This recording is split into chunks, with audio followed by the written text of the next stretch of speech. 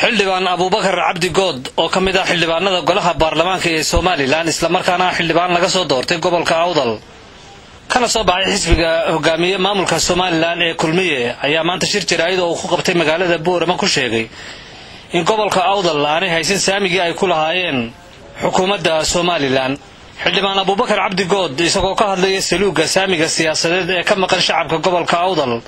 isla markaana tilmaan ka bixinaya sida loogu baahan yahay inay saamigooda ka helaan golaha wasiirada ee xukuumadda Soomaaliland wuxuu hadalkiisa ku bilaabay xildhibaan Abubakar Cabdi Good. aad baan uga hadlay xildhibaanadan gobolka Awdal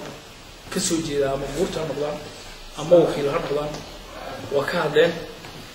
waxaana ka hadleen bogtay inuu ay wax badan ku dulman yihiin beelaha korneyaashu maanta wax ku cilnay ku dulman yihiin beelaha korneyaashu xukuumadda horena u dulmaanay ma ahayn ku dulman yihiin waliba talaabooyin qaadad mudatan maanta marka la eego xaqiiqada talaabooyinkana waxaan ka sugeeyay Axmed Maxamed Siiraayo in tabashooyinka beelaha korneyaasha ah wax ka qabto in saamiga si fiican isku dheeli tiro beelaha korneyaasha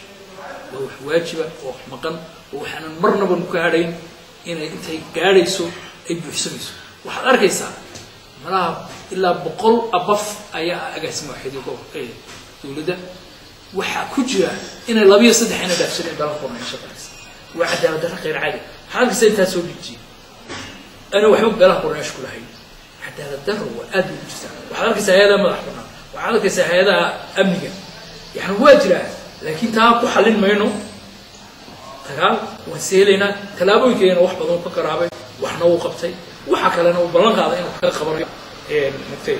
qeybin ku soormay sidoo waxaan jecelahay mar walba ka hadlaya in xaqa beelaha korneyaashu ay cadaadaan la qaybsamo beelaha dhexdu waxay leeyihiin la qaybsamo ay caadi wax cad oo la kala leeyahay noqdaan waayo dulmi baa ku jira aad badan iyo wadana badan oo dad badan oo wada degan jira meel walba nagu Soomaaliya oo nahay Djibouti oo kale fartiyo isa iyo waxba la leeyahay Liibiya oo kale waxba la yani wadana badan baa jira in la qabsado oo xaq la leeyahay oo saaradaha eeda ah ee lagu yeesho beelaha korneyaashu yeesho oo يعني بيد ku yeesha laakiin inay si yeedin ahaadaan cadaalad ma aha kulli tatabasha aan dadku qaraabo waxaan rajeynayaa in wax badan ka insha Allah dhanka kalena wuxuu xildhibaanku ka hadlay arrimo kale oo ay ka mid yihiin muranada musuqmaasuq ee ka jira Soomaaliland iyo sida xukuumadda Soomaaliland uga howlan tahay la dagaalanka musuqmaasuqa wuxuuna hadalkiisa ku bilaabay xildhibaan Abubakar isagoo arrimahaasi faahfaahinaya dawladdii hore ama xukunkii lagu horeeyay ma jirin dad musuqmaasuq loo soo xiray waxaad arkaysaa xukuumadda Kulmiye inay musuqmaasuq la dagaalamayso waxaad arkaysaa inta qof ay u xiran iyo kuwa maxkamadda soo taagay buu leeyahay qaar badan maxkamadda soo taagay jira burca jirta yani wadanka meel aan musuqmaasuq la dagaalamayo yani inuu xukuumaddu la dagaalanto Kulmiye musuqmaasuq waa wax ka go'an waxaan cadeynay Boorama waa lagu jira dad baa xiran gabil wada weyn hargeysa lafteeda dad badan baa jira burco احنا musuqmaasuq la dagaalamay arkaysaa halkii hore ana xukunkii hore xukunkan ana wax musuqmaasuq lagu soo eedeeyay haweeneyda afkaartiisa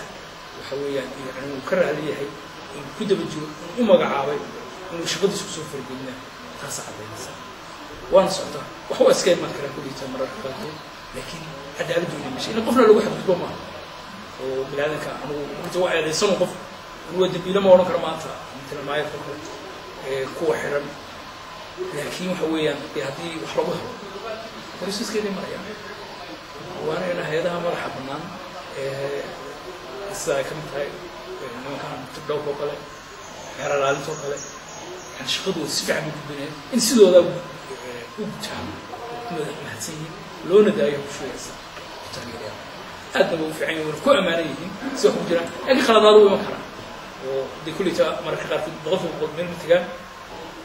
kuwa xidhana ee borosaskii maxkamadda kulita shaqale kulita xeer maxkamadda ku jiraan maxkamadda iyo eedayntii baa taala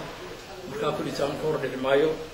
marka borosaskii ay soo cadaaladna waa sidoo loo ilaa dadweynaha reer Awdal ay u weynaa cadaaladda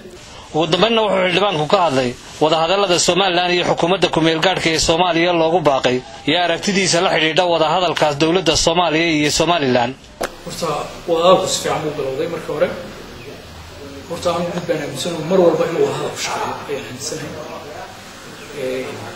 Soomaaliya waa qaran waa wadan waa bulshada ummadda aad arkaysid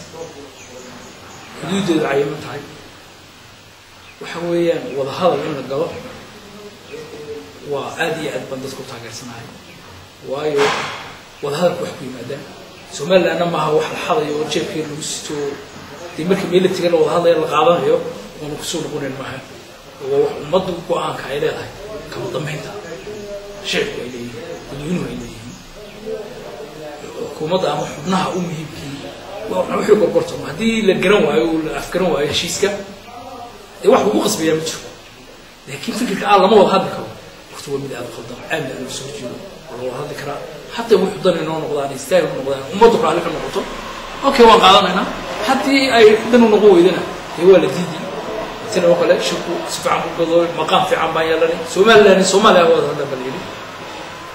magacaabidii wax ka xumeeyeen marka hore si fiican xaqna guddi uga qayb gashay magacaabay xaqna guddi uga qayb gashay magacaabay Sheekh Shariif meel kaga yimid mooyaane haddana qayb ka soo kaga xaq dambe ka soo biiray laba nin oo kale taasina waxa cuntada Soomaaliland maaha waana la joojin waana la diiday markastaba wixii danta Soomaaliland ka dhex muuqan waa la iska diiday waa la joojin cid ku qasbi kartaa ma jirto wixii danta aan aragnaa markas waa laga dhigay waana la hadlaya waana talaabooyinka horumarka ee xukuumadda ay ku tallaabsatay xagga arrimaha dibadda hadalka xildhibaan Abubakar Cabdi Good oo kamid ah xildhibaanada golaha baarlamaanka ee Soomaaliland ayaa imanaya xilli xukuumadda Soomaaliland ee uu hogaamiyo Axmed Maxamed Siiraayo oo xilka haysay muddo 2 sano ah aanay muddadaasi ka jawaabin tabashooyinka isa soo taraya dhanka saamiga ee ay qabaan shacabka gobolka Awdal kana qabaan xukuumadda Soomaaliland Haashim Sheekh Cumar Good Somalisat TV Boorama